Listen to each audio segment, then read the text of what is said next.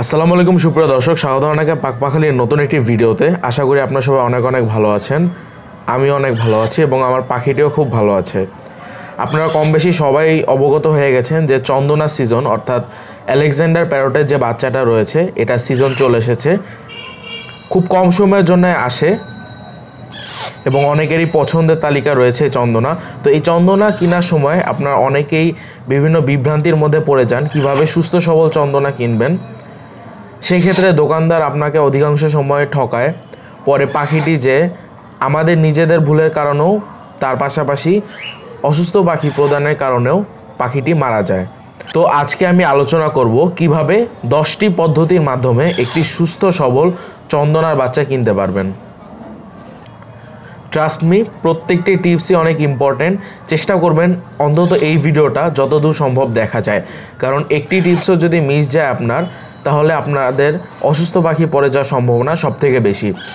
তো আপনাদের শুরু করার আগে আমি বলতে চাই যে আপনাদের অবশ্যই একটা সত্যি কথা মেনে নিতে হবে যে এই পাখিগুলা মরবেই, কারণ অধিকাংশগুলাই মরবে, কারণ এগুলো হচ্ছে ইন্ডিয়ার বর্ডার থেকে আসে এবং ইন্ডিয়া বিভিন্ন ওয়াইল্ড কট হয়ে থাকে যতদূর সম্ভব আমি জানি,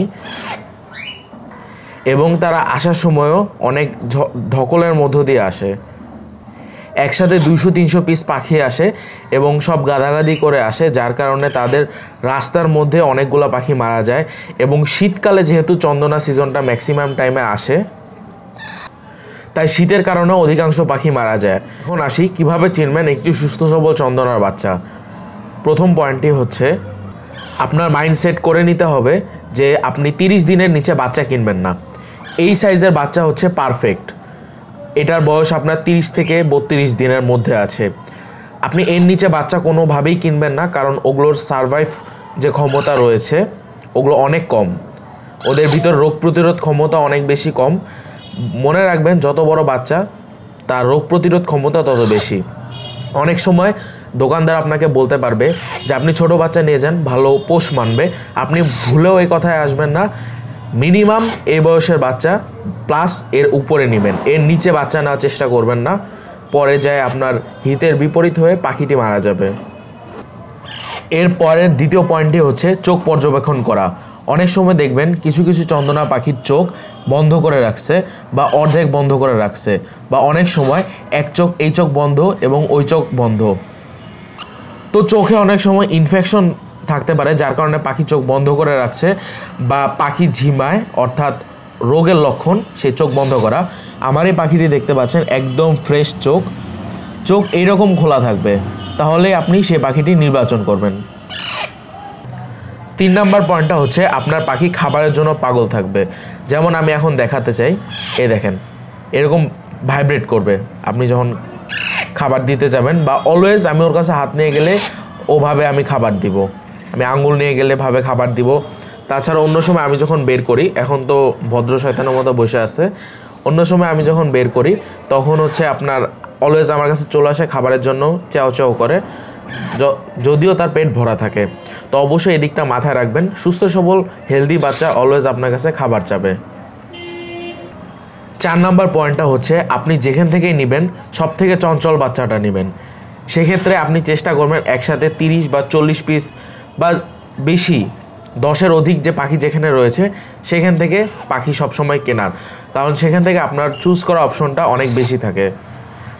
তো অ্যাক্টিভ কিভাবে বুঝবেন? প্রথমত যে বললাম, আপনার এই যে এরকম ভাইব্রেট করবে আপনি যখন খাবারটা ধরবেন। তাছাড়া ও নিজের পালক নিজে খুঁটাবে দেখবেন মাঝে মাঝে। অবশ্যই তাড়াহুড়ায় এই পাখিগুলো কিনবেন না, মিনিমাম আধা ঘন্টা টাইম নিয়ে যাবেন, পর্যবেক্ষণ করবেন। তাছাড়া দেখবেন পাখি হাঁটাহাঁটি করবে, এক জায়গায় ঝিম মেরে বসে থাকবে না, যেটা অনেক ক্ষেত্রে হয়ে থাকে, অনেক পাখি করে থাকে। আর দোকানদাররা বলে যে তারা ঘুমাচ্ছে। আপনি অবশ্যই চেক করবেন, নিজের পালক খুঁটাবে, তারপরে পা দিয়ে নিজের কান চুলকানোর চেষ্টা করবে, আরও নানা অ্যাক্টিভিটিস করবে, তাছাড়া দৌড়াদৌড়ি করবে। এবং সবথেকে বেশি ভালো হবে যদি বাচ্চাটা দৌড়ায় আপনার কাছে চলে আসে খাবার খাওয়ার জন্য, ওইটা বলতে পারেন যে বেস্ট পাখি।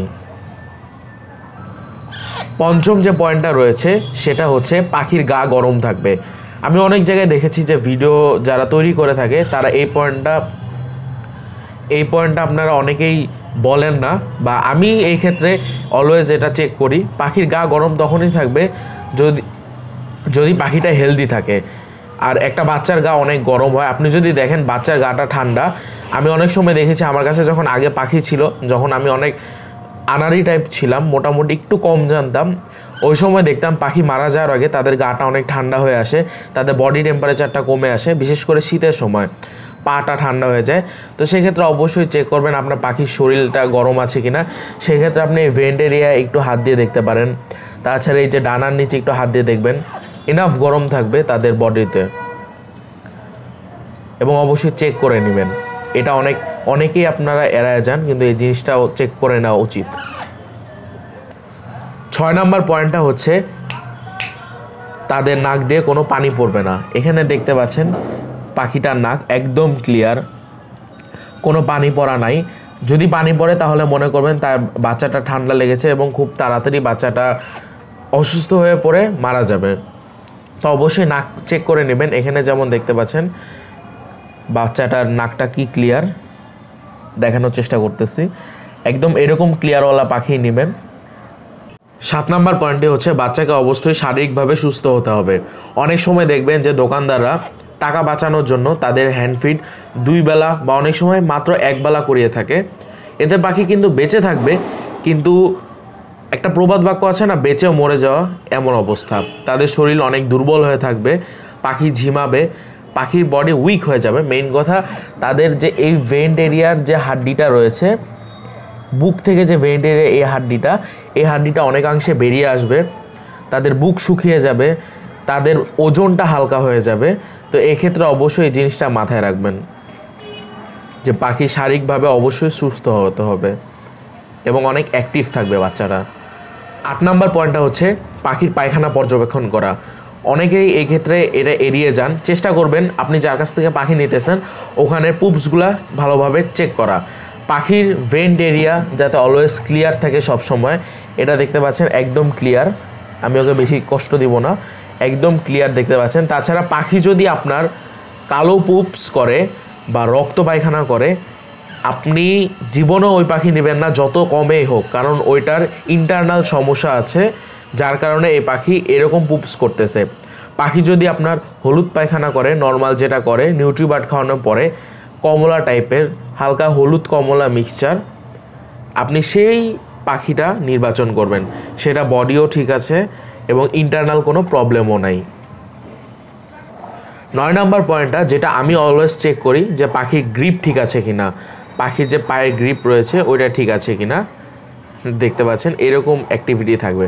তো পাখির পায়ে গ্রিপ করার ক্ষেত্রে আমি ওকে অলওয়েজ হাতের উপরে নেই, হাতে নিয়ে চেক একটু উল্টো করে দিই, দেখি যে তার পায়ে গ্রিপ আছে কিনা। তার বডিতে শক্তি থাকলে সে ভালো গ্রিপ করতে পারবে। তো আমি অলওয়েজ এটা চেক করি, জানি না অন্যরা চেক করে কিনা, কিন্তু আমি এটা চেক করি। একটু উইয়ার্ড হলেও এটা কাজ করে। এবং যত শক্ত করে মনে করবেন ধরে রাখবে আপনার পা, তত ভালো পাখিটা। এটাও একটা অ্যাক্টিভিটি চেক করার লক্ষণ। এবং সর্বোপরি 10 নম্বর পয়েন্টটা হচ্ছে অবশ্যই একটি ভালো সেলার থেকে পাখি কিনবেন। অবশ্যই অনেকেই বলে থাকবে যে হোম ব্রিড পাখি, সেটা বিশ্বাস করবেন না যদি না তারা প্রমাণ দিতে পারে 100%। তাছাড়া যারা সেলার আছে অবশ্যই তাদের কাছে কেনার আগে বিবেচনা করে নেবেন। তাদের কমেন্ট সেকশন, যা ইউটিউবে ভিডিও দেয় কমেন্ট সেকশন চেক করে নেবেন, তাদের কীরকম রেপুটেশন আছে সেটা চেক করে নেবেন। অবশ্যই কাউকে অন্ধভক্ত করবেন না, অন্ধভক্ত জিনিসটা আসলেই খারাপ। আপনাকে নিজের ভরসায় ওখান থেকে পাখি কিনতে হবে এবং চেষ্টা করবেন ভালো সেলার থেকে পাখি কিনা। আপনি যদি যায় দেখেন সেলারে ওখানে অধিকাংশ পাখিরই অসুখ রয়েছে, তাহলে সেই সেলার থেকে 100 হাত দূরে থাকবেন, যেমনটা আমি আমার পড়াশোনা থেকে থাকি। এনিওয়েজ, এই 10টি টিপস আপনারা মাথায় রেখেছেন। আপনি যদি এই 10টি টিপস মাথায় রাখতে পারেন তাহলে আপনি যে কারো সাহায্য ছাড়াই একটি সুস্থ সবল পাখির বাচ্চা কিনতে পারবেন। আপনার কোনো অভিজ্ঞ কাউকে নিয়ে যেতে হবে না, আপনি খালি এই ভিডিওটা অনুসরণ করবেন। এবং চেষ্টা করব এই চন্দনা সিজনে আপনাদেরকে যত সম্ভব হেল্পফুল ভিডিও আপলোড দেওয়ার জন্য, যাতে করে আপনি এবং আপনার পাখিগুলা সুস্থ থাকতে পারে এবং তারা ভালোভাবে বেঁচে থাকতে পারে। এটার বয়স অলরেডি 32 থেকে 33 দিন হয়ে গেছে এবং এটি একটি সুস্থ সবল চন্দনা পাখির বাচ্চা। দোয়া করবেন এর জন্য, যাকে আমি ওকে বড় করে তুলতে পারি এবং আপনাদেরও টুকটাক সাহায্য করতে পারি। তো পরের ভিডিওতে দেখা হবে, ততদূর আর সবাই আমার জন্য দোয়া করবেন। আল্লাহ হাফেজ।